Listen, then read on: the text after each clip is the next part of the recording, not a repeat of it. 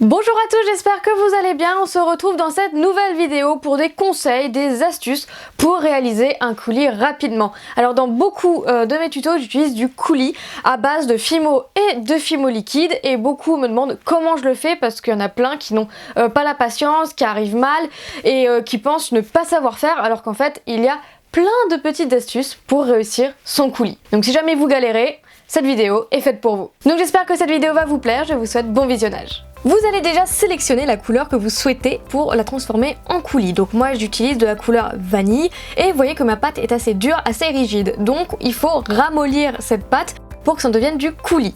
La première chose à faire, c'est de mettre votre pâte au micro-ondes. Alors j'ai mis un petit papier j'ai mis un petit carré de papier sulfurisé pour pas tâcher le micro-ondes. Et la chose la plus importante, c'est de mettre votre micro-ondes sur l'option décongélation. Voilà, il faut vraiment mettre ça sur décongélation et je laisse 10 secondes top chrono. Donc c'est très rapide, de toute façon on fait un coulis en 5 minutes, je vous le rappelle. Et là, on voit que la pâte est beaucoup plus molle, elle devient un peu plus élastique.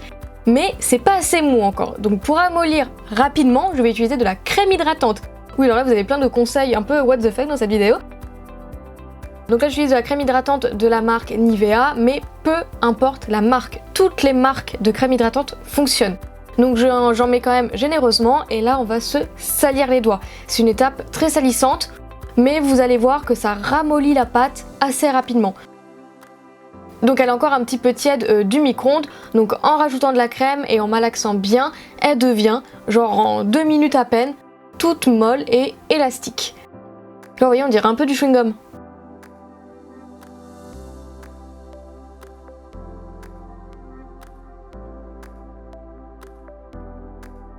Voilà, je continue vraiment de bien malaxer. Donc en fait, si la pâte est rigide, c'est qu'elle est déshydratée, donc pour la réhydrater, je vais mettre de la crème hydratante. Voilà, une fois qu'elle a un aspect vraiment de chewing-gum, c'est là où on va pouvoir former le coulis. Donc, troisième étape, c'est d'utiliser de la Fimo liquide. Il faut absolument de la Fimo liquide pour réaliser du coulis.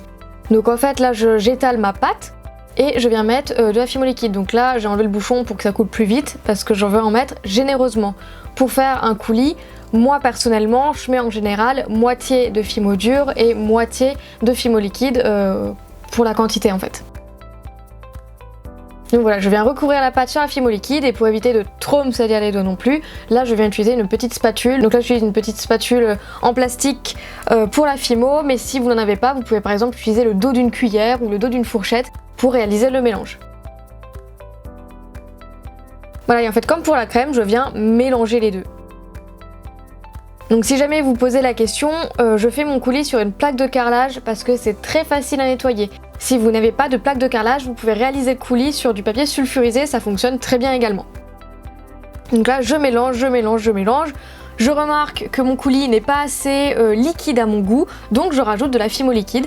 Et ensuite, en fonction de vos goûts, si vous voulez un coulis plutôt épais, vous mettez un petit peu plus de Fimo.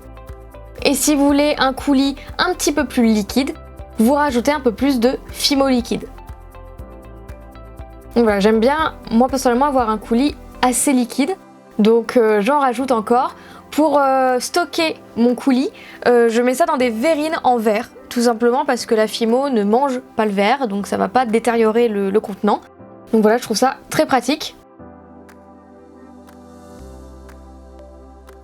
Voilà, une fois que mon coulis me convient, je vais vous montrer comment nettoyer. C'est très simple, j'utilise une lingette. Voilà, un coup de lingette, ou peut-être deux, et votre spatule est nickel.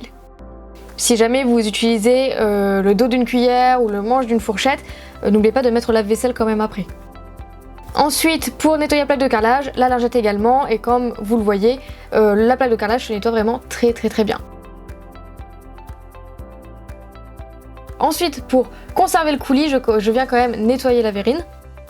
Donc voilà, pareil, je passe un coup de lingette tout autour. Et ensuite, vous pouvez faire autant de coulis que vous souhaitez. Donc moi, j'ai fait blanc, chocolat et vanille. Et pour utiliser votre coulis, vous pouvez tout simplement prendre un cure-dent. Si jamais votre coulis avec le temps durcit, il suffit de rajouter de la Fimo liquide pour le rendre plus liquide.